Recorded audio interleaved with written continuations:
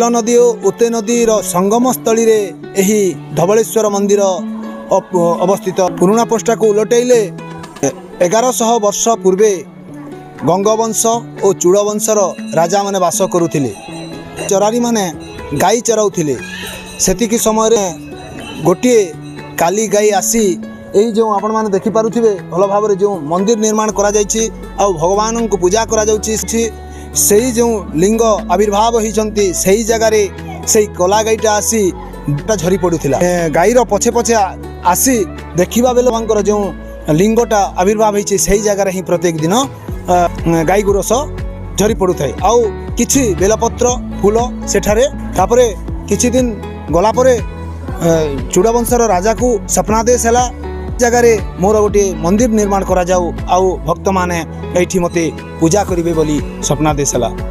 तापरे सही दिन ठू एही मंदिर रे प्रत्येक दिन भक्त मानकर भीड़ लगी रही थाए।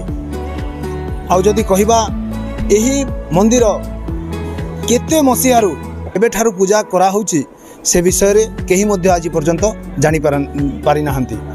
आमे प्रथमे जो पूजक भाव में कार्य करुथिले एही मंदिर विषय में पचारिथिलु जे से कहिले आमर जो वंशधर अछंती से माने पूजा करि आसुथिले केबे आरंभ होइतिला से कथा आमे जानिनु बोली कहिथिले। सोमवार दिन जदि कथा कहिबा ताहले हजार हजार भक्त मानकर भीड़ लगी रही थाए। आमे जदि कहिबा समस्त जिल्लारू भक्त माने हजार हजार संख्यार यही जगह भीड़ रहती। आउ जदि आमे कहिबा जो श्रावण मासरे काउड़िया भाई मानकर जो भीड़ सेटा जदि कहिबा लक्ष लक्ष काउड़िया भाई मानकर भीड़ यही जगह लगी रही थाए। आउ जदि कहिबा आमे जो शिवरात्रि लगी थाए शिवरात्रि समय रे से दिन मध्य से रात्रि रे मध्य दिन रात्रि एमिति अनेक महिला और पुरुष मानकर भीड़ लगी रही थाए। पाखरे जो परिसर मध्य जो स्टल गुड़ाक खोला होगी भगवान जो सामग्री बिक्री होची आपण माने देखि पारुथिबे। आउ आमे वर्तमान जड़े दुकानी पाखरे पहुँचीचु आउ तांकठु आमे मतामत रखिबु से यही दुकान केते वर्ष हेलानी एई जगह बसिचंती। दुकान खोलिक 70 वर्ष है। अच्छा तो भक्त मानकर भीड़ केता बहुत भीड़ है। शिवरात्रि बोलबम चतुर्दशी हमके बहुत भीड़ है।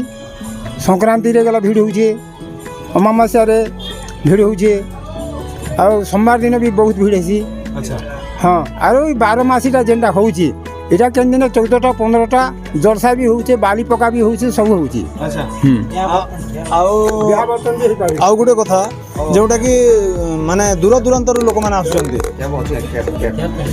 आज्ञा दूर दूरांतर लोक माने आसुचंती माने अलगा डिस्ट्रिक्ट रु मध्ये आसुचंती से विषय कोन कहबे? संबलपुर दूरिया लोक माने आसबाटा संबलपुर बरगढ़ बरपाली इबार गला सोनपुर बौद्ध इबार रायपुर इबार गला आम धर्मगढ़ जयपुर नवरंगपुर ठान बहुत लोग हो पूरी भुवनेश्वर ठान भी बहुत लोग हो भगवान पाके बहुत भीड़ है। धन्यवाद। आपण शुणुथिले जो बाबा कहूथिले जे अनेक दूर दूरांतर माने जदि आमे कलाहांडी कहले चलिबनी बलांगीर सोनपुर माने बाहर राज्य मध्य आसुचंती जोटा कि आपण छत्तीसगढ़ रु मध्य आसुचंती एठी को